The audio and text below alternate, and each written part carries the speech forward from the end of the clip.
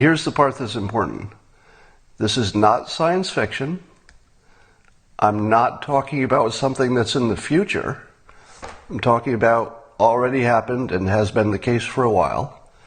In a literal sense, I'm not using an analogy, I'm not using a metaphor, I'm not talking about anything that's outside of the perfect channel of reality that we're all sharing in this case. In this case, we're all sharing reality. The tech companies are running the country on the decisions, again, only on the decisions that were going to be close. If we're trying to imagine what this future with artificial intelligence that's super intelligent and could easily manipulate us, if we're trying to imagine what that looks like in the future, I would imagine that there's at least some possibility that the AI of the future needs a conscience, and that the conscience could be in the form of a virus.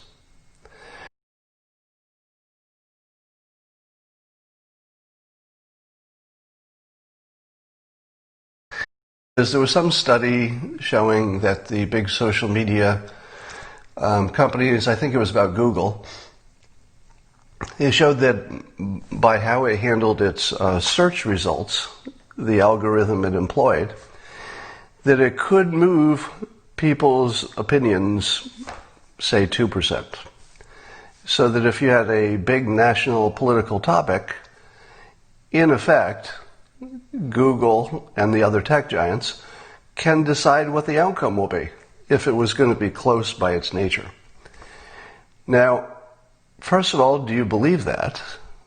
Does it sound realistic to you that the tech companies literally are the ones who decide what the law is?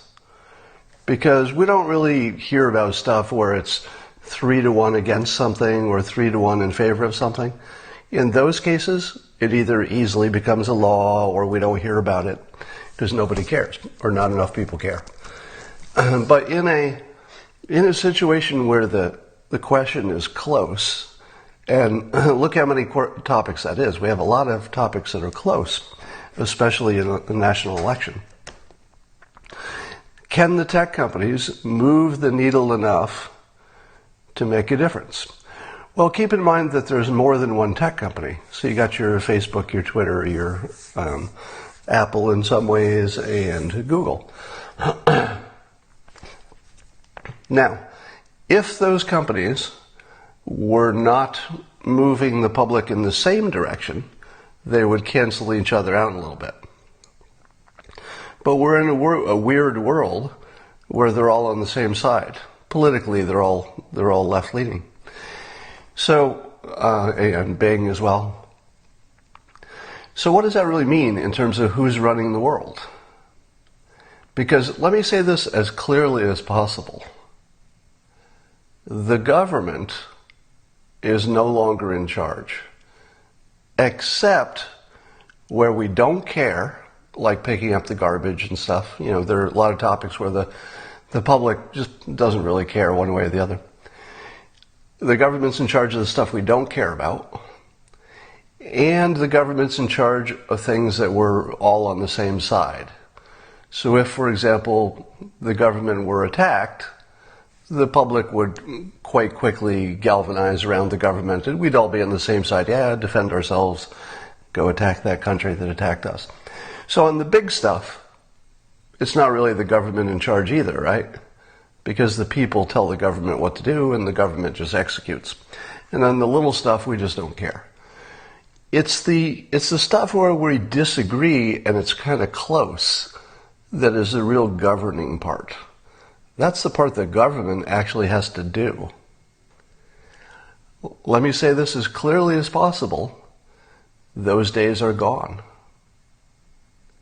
We no longer live in a world where the government makes decisions.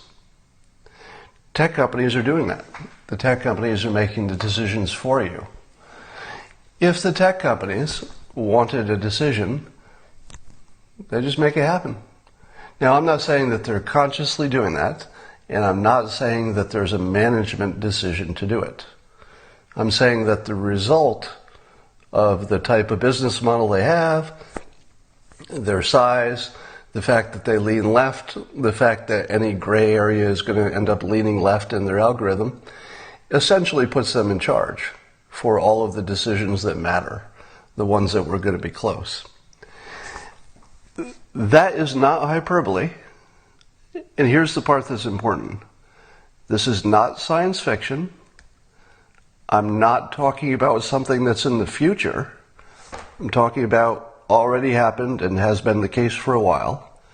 In a literal sense, I'm not using an analogy, I'm not using a metaphor, I'm not talking about anything that's outside of the perfect channel of reality that we're all sharing in this case. In this case, we're all sharing reality. The tech companies are running the country on the decisions, again, only on the decisions that were going to be close. Now, you might ask yourself, what does that really mean? Does it mean that Jack Dorsey's running the country with Zuckerberg, with Google's head and Apple's CEO? Are they running the world? And the answer is probably not exactly that. If those big companies are like every other big company, what it looks like is that there's probably some kind of a team that works on different elements of their algorithm and their search results and their ads and everything else. So it's probably a fairly largest group who all have input. And it might be a different input. Maybe this one has done some tests. This one's from marketing. This one's, doing some graphics, whatever. And then there's some engineers who are actually coding it. And among the engineers who are coding it, they're sort of the last safety check, right? Because it wouldn't matter what anybody else did if the coders were rogue and they got to code whatever they wanted, or if they could code and nobody was checking, then that would be dangerous. But probably there are a number of people who can see the algorithm and know enough about it and know enough programmatically that they can look at the code and say, okay, that's either biased or unbiased or whatever. It's also possible that even the people who are coding it can't tell, because there are a lot of unintended consequences of every variable they move. I'm not sure that they could even tell. But my guess is there might be one person in each of the tech companies who gets to sign off on any change to the algorithm. But does that person who signs off actually understand what he or she is signing off to? Is it a boss? Because the boss might not be able to look at the code and know what they're looking at. So it's possible that even the tech companies don't have a single person within them who actually understands their own algorithm. That's very possible. In fact, I'd say it's far more possible than the alternative, which is that there's some people who know exactly what's going on with the algorithms. I think there are too many variables for anybody to actually know. But the effect of it is, because it's a lot of left-leaning people who are making a lot of decisions and assumptions and tweaking of variables, almost certainly they're moving the needle left. The sum of their decisions, it seems to be the case. Now, what can you do about that?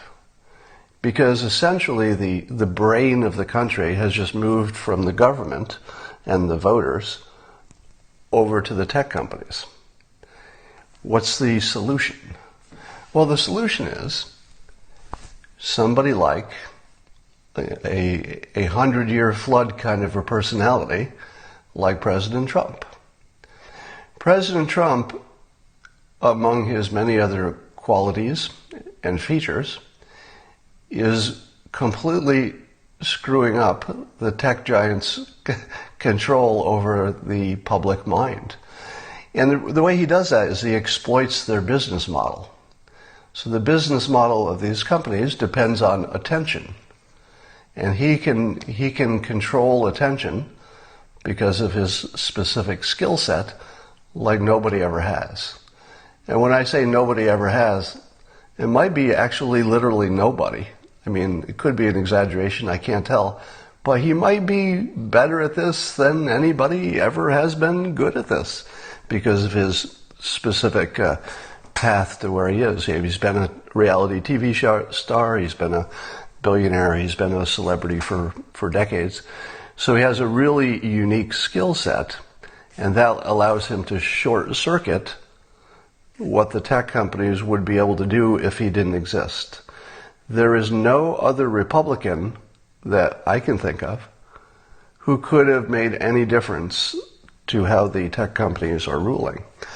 Now, what is the response from the tech companies to the president and his followers?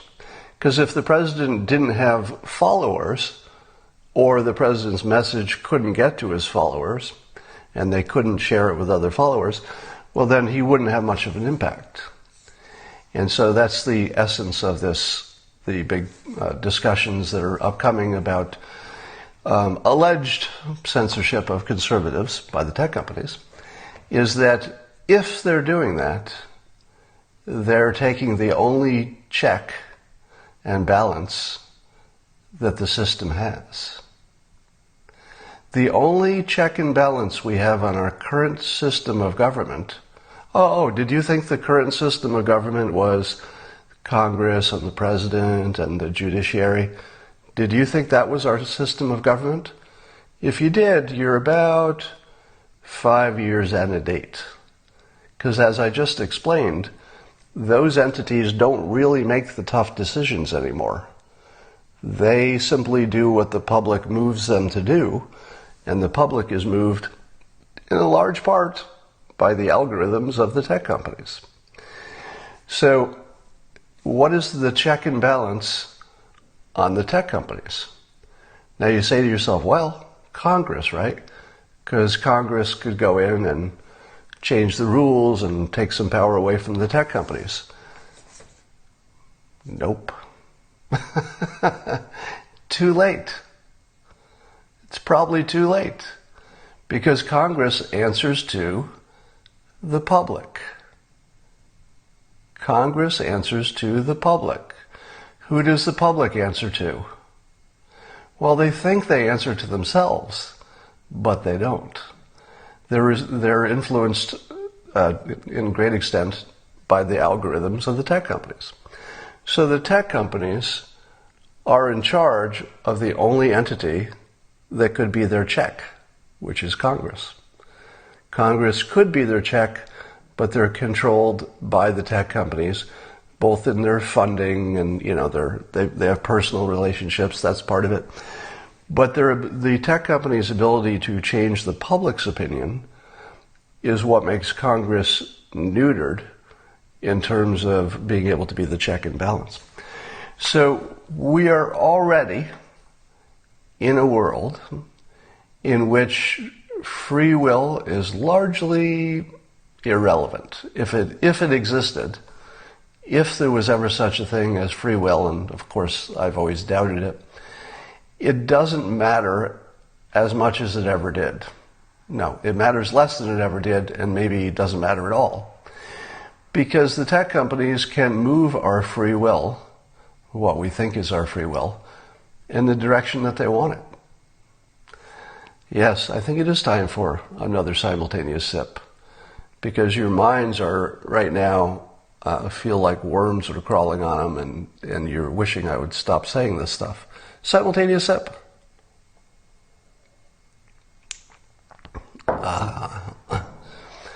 So, what is the defense? What is the defense against the government and the free will of the people essentially being turned over to the tech companies, which also means that eventually those opinions will be turned over to AI? Did you hear that? The tech companies will eventually rework themselves to the point where it's not humans running the tech companies. It will be AI after a while. AI will tweak their algorithm. AI will make decisions. Now, people might get to be the ones who sign off on them, but they're going to take the recommendation of the AI because they can't check its work. So if the AI says, change the algorithm this way, you'll get more money, what's the human going to do? Say, no, I don't like more money. Nope. The AI is going to tell the humans and the tech companies to sign off on whatever change they've made to the algorithm. At that point, AI will control the world. Now, there might be a few different AIs. Facebook might have one, Google might have one. But if they're all leaning left, those AIs will be built by people leaning left, and they will take on the personality of the humans who created them. They will be built in the image. Yeah, that's what I said. AI will be created in our image, but not necessarily my image. It'll be created in the image of the people who created it, who are left-leaning. Now, if you think that the world should lean left, that's a pretty good situation. It'll get there faster, and there's nothing you can do about it. What is the one and only defense the civilization has against what I just described, which is a complete transfer of power from human beings to AI, which we're already, I don't like to say slippery slope, but we're on a train heading 60 miles an hour right at it. There's almost nothing I can imagine that would stop that from happening. Yeah, even an EMP, even a war, as long as not everything was destroyed, it would just rebuild back to this point fairly quickly. I believe there's only one escape. A master persuader. But not just any master persuader. Because it would have to be somebody who was so powerful in ability to move people's opinions that it could be an even match for the biggest tech companies, the biggest companies, the collection of the smartest people in the galaxy. The tech companies have the smartest people in the galaxy, and they're all on the same side. On the other side is a lot of people who don't matter because they're not very persuasive. They're just politicians. There's the public that doesn't have enough of a platform to make a difference. There is only one person in the entire galaxy who can change this equation. President Trump. He's the only person who has a big enough platform and big enough that nobody can take it away from him. Trump will not be kicked off the social media platforms. If he did, that's civil war. And because he's also pushing back against the left-leaning tech companies, and because they can't turn him off, and because he's the most influential and persuasive person we've ever seen, probably a 1,000-year personality, it's sort of an even fight right now. So there is only one check left. The only check left to give us balance in the new system that we've evolved to is one person. What is everybody on the left trying to do? They're trying to remove that one person from office. Now, you think the questions are about Russia and Putin, and you think it's about allegations of money this and who lied and who did this. You think it's all about that stuff. And I'm not saying none of that stuff matters, but it's sort of a head fake. This is a total power play, and he is the last remaining safety, the last remaining control on something that looks like public control of their country. If Trump goes, and we are left with Pence or anybody else, you will have lost the only check you had on the tech companies running the world. Now, if the tech companies lost their only remaining obstacle, which is the president, what would happen? Well, even people on the same general side might end up being a little bit opposed to each other, because that's just the way it works. Right now, the president is sort of a common enemy. But if he left office, or he just times out in his office, the tech companies might start to oppose each other, because that's just the way of the world. But they're still left leading. And it might be that the AI that certainly will be running one of the big companies could just extend. And you might have one AI that controls the other AIs, or is the master persuader AI that controls the other ones. So somebody's saying that this is a bit hyperbolic. If I could give you one important concept that's the hardest one to believe, is that what I'm talking about is not only not hyperbolic, it's the current situation. You don't have to wonder if this could happen. It already happened. What you're thinking about as, oh my God, that's scary that might happen, no, you're missing the point. Already happened. You can't go back. Right? There's only one person standing between our current system or something like it and the tech companies essentially running the government. Now, will the population understand that the tech companies are actually literally, not figuratively, but literally running the government? Will the public ever know that? Well, probably not. They will think that they voted. They'll think their vote counted. They'll watch people in the news arguing each other. But they'll only get to see what the tech companies decide they see. Right? So,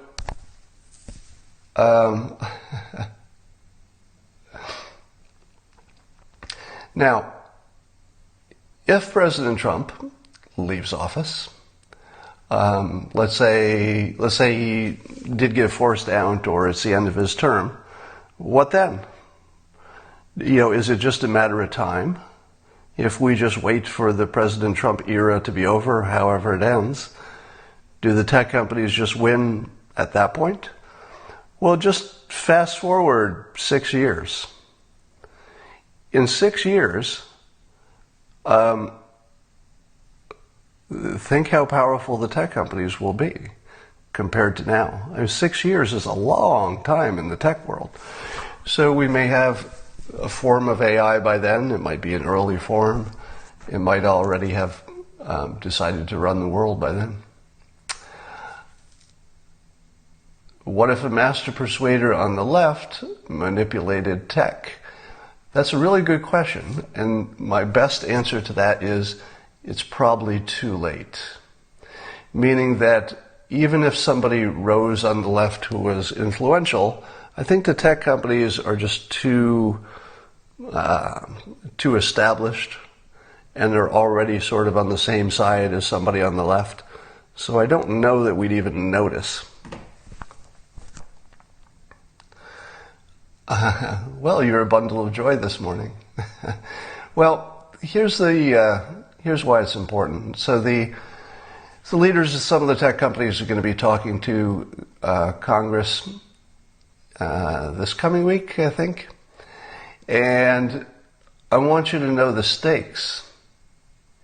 I don't know that it's going to make any difference, frankly, because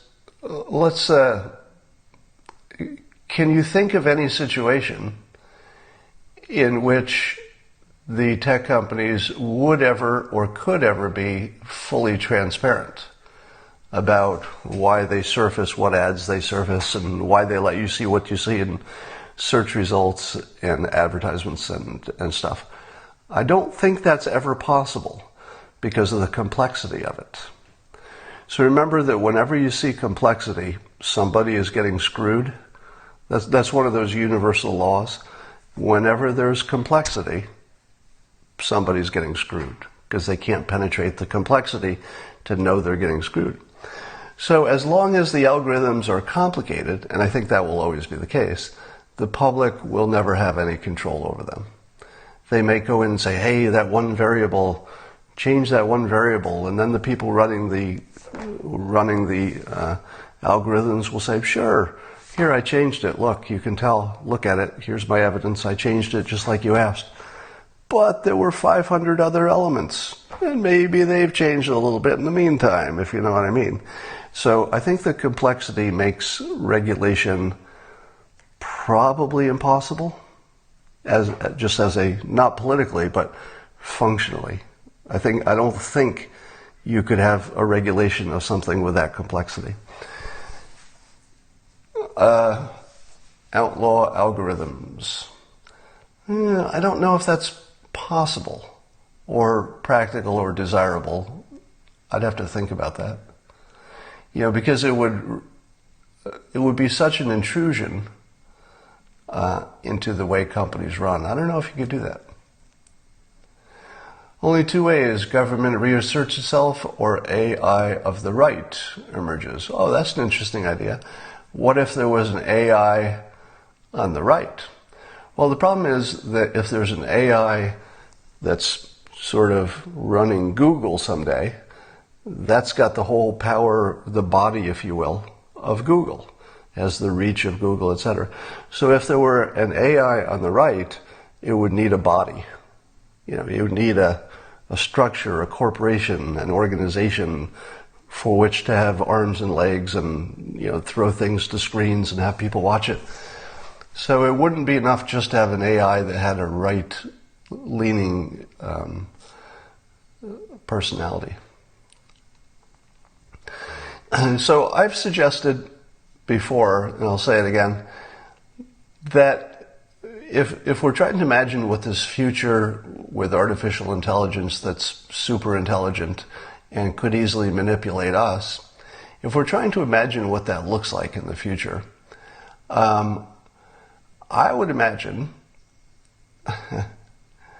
that there's at least some possibility that the AI of the future needs a conscience, and that the conscience could be in the form of a virus.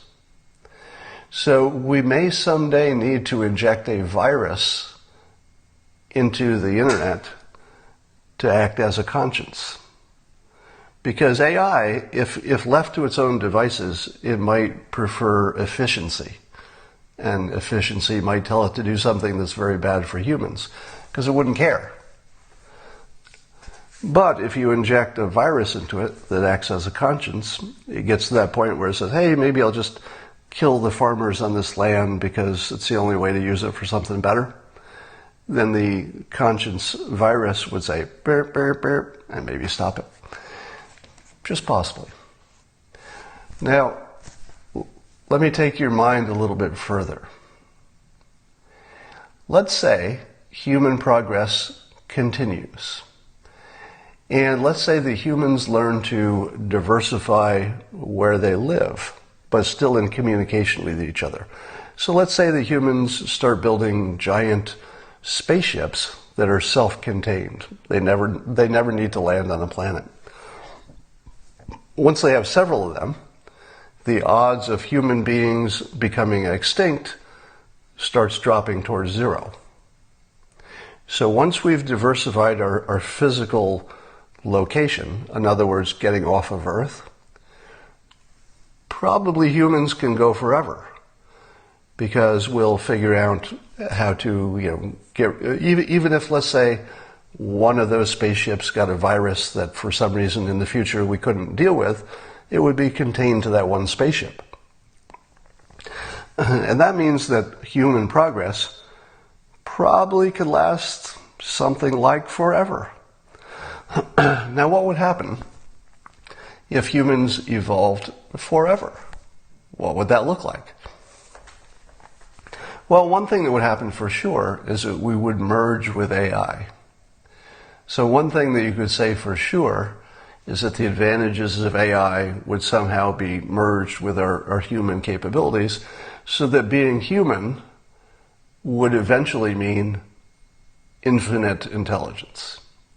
Because we would just be merged, we'd be cyborgs essentially, and if the AI knew something or could do something, we humans would just sort of natively have that, because when you're born as a baby, they put a chip in you, and the baby has, AI intelligence by the time it's 8 years old or something. So in that world, let's think forward. Do you think humans will ever reach the ability that we can, wait for it, 3D print a planet? A planet. Now we might start with, let's say, something that's just a rock that's, uninhabited and not very useful. But imagine humans have evolved, it's millions of years from now, and we take our giant spaceships, and let's imagine that the spaceship is 100 times bigger than the planet we're terraforming. It's 100 times bigger. So the spaceship looks like this. It's so big, it's got billions of people in it, and the planet is just this little planet, because it's millions of years in the future. Could we essentially 3D print a habitable environment? Probably yes. Probably yes. We could manipulate the particles that are already there and probably set it on its way. Now, if we did that and we had reached a place where humans lived forever, either individually, and by the way, when humans merge with AI and our brains are really indistinguishable from the AI part of us, can you die? Because if your organic parts did expire, the AI part of your brain knows everything you knew.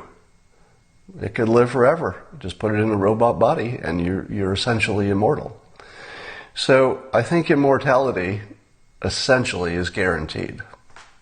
The only unknown in this is whether humans can get off the Earth before the Earth is uninhabitable. And I like our odds for that. I think we can get off the Earth before it's uninhabitable. So someday we will be able to create worlds. What does that sound like to you? What would it be like if the humans had superior AI? They were in contact with each other no matter where they were in the universe, and they had superintelligence that could terraform anything in the universe. Humans would become indistinguishable from what we know as God, because they could actually create life. By then, they could create planets. And you could imagine them creating planets just for their own use in 1 million years. Because once you're AI, you might say to yourself, 1 million years, 5 million years, I'll still be here. I'd better plan for it.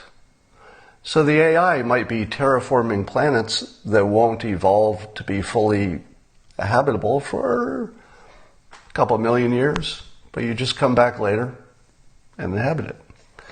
Now, what would happen if these superintelligent humans of the future, who are merged with AI, can do anything, can change the universe, they can think anything, they can give themselves infinite pleasure just by wanting it?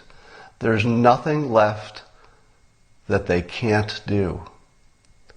Can we get to that point? Almost guaranteed. It just depends how long you wait. The only thing that would keep us from becoming God-like, for all practical purposes, in our abilities is whether we can get off the planet. Now, sometime millions of years in the future, we're off the planet, we have God-like abilities. What would we feel like and what would we want? I'm starting to think that we wouldn't want anything. because wanting is sort of a human impulse, and by then we'll be more AI than human. So we might destroy the universe just to do it all again. So I wrote a book called God's Debris, which if you like this kind of thinking, you would like that book. It's called God's Debris. I wrote it many years ago, and it's sort of a thought experiment that isn't too far from what I'm talking about. All right. But in the meantime, we are now controlled by the big God-like brain that is the tech companies. There is one person who is stopping them from having complete control. His name is President Trump. And that's all I've got for you today.